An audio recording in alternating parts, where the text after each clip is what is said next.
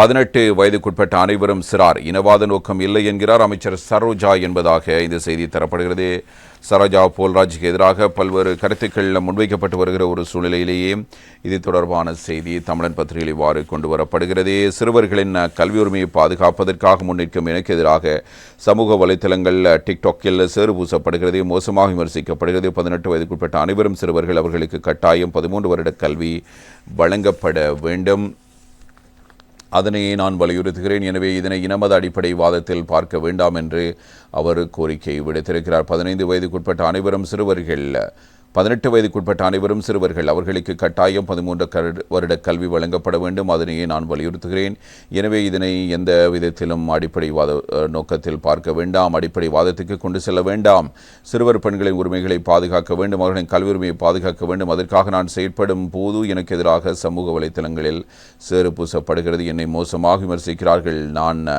நாம் இனமத ரீதியாக செயற்படவில்லை. ஆனால் ஐநா சிறுவர் சமயவாயத்தின் அடிப்படையில் 18 வயதுக்கு குறைந்த அனைவரும் சிறுவர்களின் அடிப்படையில் தான் நாம் செயற்படுகிறோம். ஜமியத்துல் உலமாவுடன் 2 தடவைகள் பேசியிருக்கிறோம். சகல சிறுவர்களுக்கும் கல்வி பெற்றுக்கொள்வது அவர்களின் அடிப்படை உரிமை.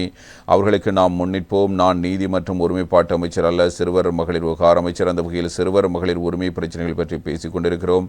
நான் இந்த விடயங்களை 1-2 வருடங்களாக பேசவில்லை. என்னுடைய அரசியல் பயணம் 26 வருடங்களை கொண்டது. அதனால் நீண்ட காலமாக பெண்கள் சிறுவர்களின் உரிமைகளை பாதுகாப்பது தொடர்பில் பேசிக் கொண்டிருக்கிறேன். அது ரிசானா நஃபீக்காக இருக்கலாம், இஷாலினியாக இருக்கலாம்.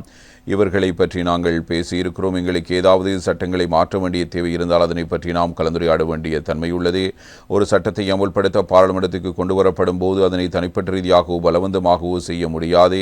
இதன்போது எழுந்த எதிர்க்கட்சி எம்பி உதுமா லெபே குழந்தை திருமணத்தை மாற்ற அரசு ஆலோசனை, குழந்தை திருமணம் அனுமதிக்கப்பட்ட முஸ்லிம் விவாக சட்டத்தை மாற்ற அரசு ஆலோசனை, அமைச்சர் சரோஜா போல்ராஜ் ஐநாவுக்கு தெரிவிப்பு என்று இருக்கிறது.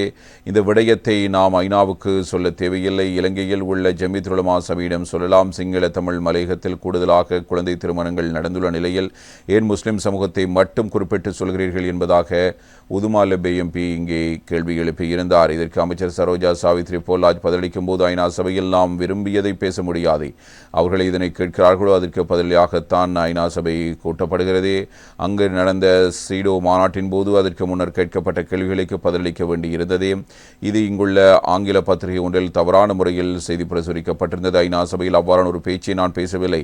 பலதரப்பட்ட குழுவின் ஆலோசனையை பெற்று இதனை தீர்ப்போம் என்று தான் கூறினேன். சட்ட மாற்றங்களுக்கு முன்வருவோம் என்ற வார்த்தையை நான் கூறவில்லை.